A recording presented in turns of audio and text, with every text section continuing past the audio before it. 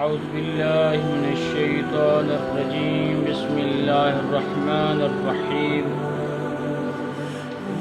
درود و سلام ہو محمد اور اس کی پاک آل پر۔ عاشوراء کا دن ہے، پیاس کی شدت ہے۔ اکبر شہید ہو گئے، قاسم شہید ہو گئے، اصحاب شہید ہو گئے، حسین کے رشتہ دار شہید ہو گئے۔ پیاس کا غلبہ، شدت بڑھی۔ سکینہ، جناب سکینہ غازی عباس کے پاس آئی، کہتی ہے چاچا عباس، اصغر بہت پیاسا ہے، میں بہت زیادہ پیاسی ہوں، خیام میں بیویاں بہت زیادہ پیاسی ہے، چھوٹے چھوٹے تڑپ رہے ہیں، چھوٹے چھوٹے بچے پیاس سے تڑپ رہے ہیں۔ چاچو عباس پانی لے آؤ۔ غازی عباس امام حسین کے پاس گئے، کہا میرے آقا، میرے مولا، وقت کے امام، خدا کی حجت، رسول کے بیٹے، علی کے بیٹے، میں آپ سے اجازت چاہتا ہوں، خیام میں پیاس کی وجہ سے بچے تڑپ رہے ہیں، اجازت دو اور میں پانی لے آؤں۔ امام حسین علیہ السلام نے کہا غازی عباس، تم میرا سرمایہ ہو، میری کمر کا زور ہو، میرے ہاتھوں بازوں کی طاقت ہو، اگر تم مقتل میں گئے اور شہید ہو گئے تو یہ بچے بکھر جائیں گے، پیاس سے مر جائیں گے، تیری بہنوں، تیری بیٹیوں، تیری بھتیجوں کی چادریں اتار لی جائیں گی، خیام کو آگ لگا دی جائے گی۔ نہیں، آپ نے نہیں جانا۔ کچھ دیر گزری، پھر غازی عباس نے بچوں کی پیاس کی حالت دیکھی۔ جب حالت دیکھی دوبارہ امام حسین علیہ السلام کے پاس آئے اور کہا مولا اجازت دیجیے گا، بچے بہت پیاسے ہیں اور مجھ سے دیکھا نہیں جاتا، میں بھی زندہ ہوں اور بچے بھی پیاسے ہوں، عباس کی یہ شان نہیں ہے، عباس کی یہ وفاداری نہیں ہے۔ امام نے اجازت دی اور غازی عباس نے امام کی زیارت کی، ہاتھ چومے، ہاتھوں پر بوسہ دیا اور مقتل کی طرف روانہ ہوئے۔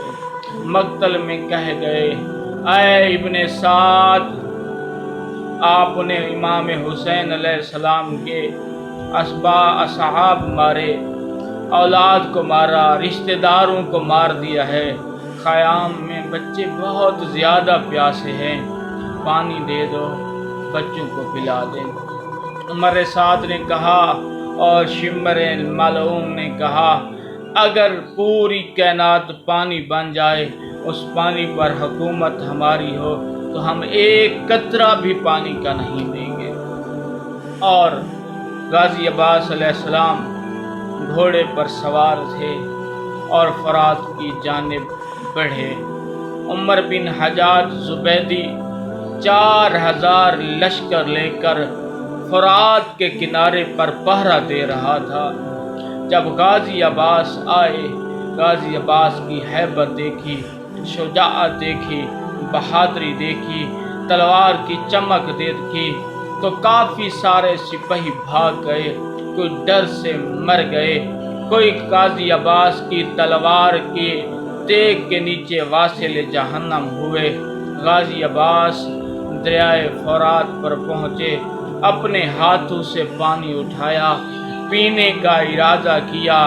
حالت کیا تھی؟